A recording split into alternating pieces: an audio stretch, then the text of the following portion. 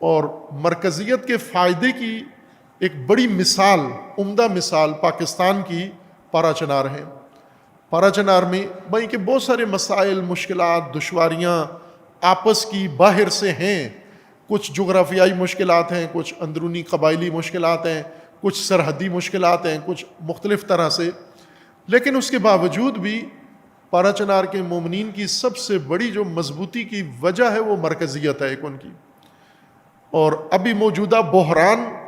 اسی مرکزیت کے سہارے وہ گزار رہے ہیں، اور پچھلے بحران بھی جب آئے تھے تو اسی مرکز کے ذریعے سے ہی انہوں نے